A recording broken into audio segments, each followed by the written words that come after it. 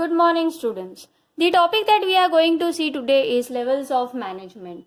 Each and every management has a hierarchy. All the management functions, they are performed by the individual managers at different level according to whatever authorities and responsibilities have been provided to them.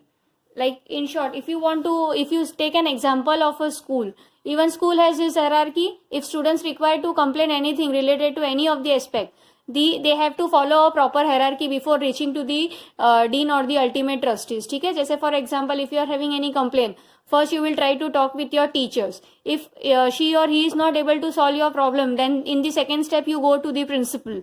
If principal is also not able to solve your problem, then at the last you either go to Swamiji or to the trustee. So you have to follow the hierarchy.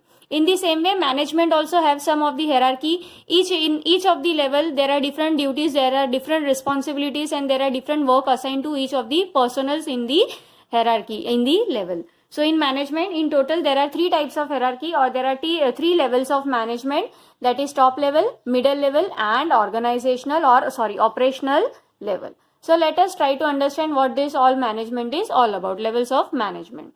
The very first level is the top level management. This top level management usually consists of peoples like board of directors, chairman, president, vice president, MD, that is managing director, chief financial officer, chief operating officer, chief executive officer. So these are the people who work under the top level management. Here the goal of top level management is very complex. It requires a huge commitment and long hours working, because they are the ultimate base.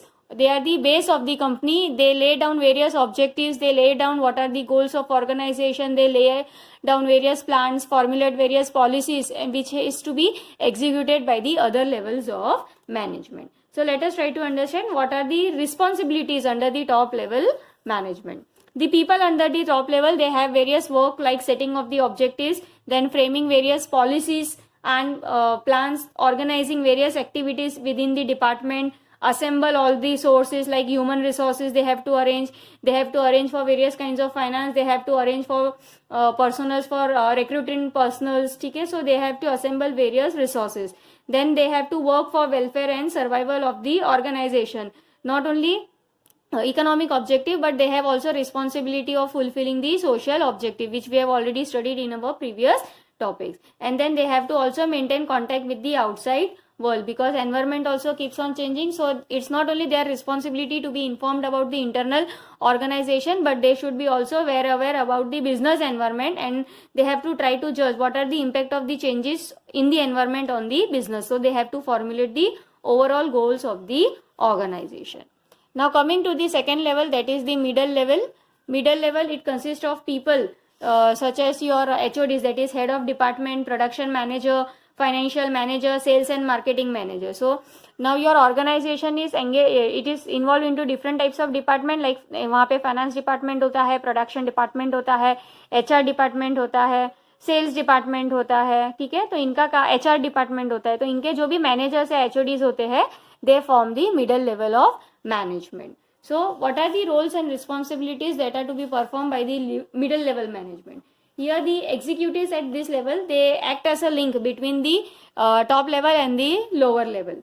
Now whatever responsibilities, whatever plans and policies have been framed out under the top level management, it is the responsibility of the middle management to explain these policies to the line managers. Then they have to also, they are usually known as division head or the departmental head. Apart from this, they have also other responsibilities like they have to recruit appropriate personnel, like in whichever department, if there is any vacancy, it is the responsibility of this management to see which people will fit at the right. So they are having the work of organizing and managing and recruiting the people. Then they have also responsibilities of instructing and controlling them, that if any employees under their department, they are having any problem, like for example finance department, तो HOD है finance department का, अब उनके अंदर बहुत सारे लोग काम करते हैं, जैसे अकाउंटेंट है, ऑडिटर्स है, देन जो कोई GST वगैरह कुछ हैंडल कर रहा है, टैक्स हैंडल कर रहा है,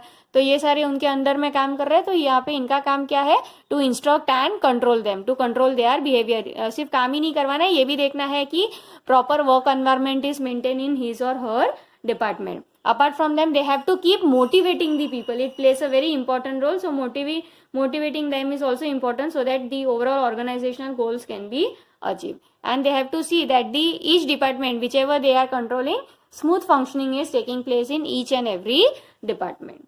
Now the third level of management is the supervisory or operational management. This level usually consists of people like supervisor, superintendent, foreman, section officers and clerical staff. That is, usually these are the people who are going to do the actual work. So supervisory management, it lies at the bottom of the management hierarchy and it deals directly with the employees who are going to handle the operation. The supervisor here, they act as a link between the management and the workers. So the various functions that are performed under the supervisory management are as follow, like whatever directions have been provided by the middle level, they have to work as per the directions of the middle level manager.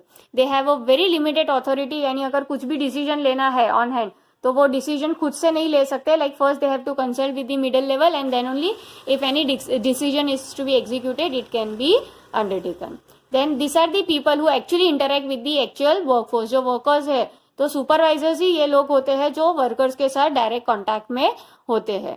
Then they have also the responsibilities to see कि कोई सी भी तरह का wastage of resources नहीं हो और जो भी काम हो वो minimum cost से किया जाए. And they are totally responsible to maintain discipline. Even they are also responsible to see that there is a good working condition is maintained.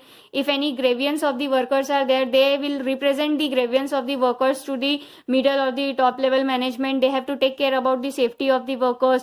They have to help, even they have to provide various help to the middle level in recruitment and selection process. Then if any worker is giving any kind of suggestion, then it is to be welcomed by the supervisory management. Again, they have to see that all the quality standards are maintained. In short, they have to see that minimized wastage of material is there. They are utilized in a proper form by increasing the morale of the workers. So these are the different levels of management. In our coming session on Monday, we will see about the various functions of management. Thank you.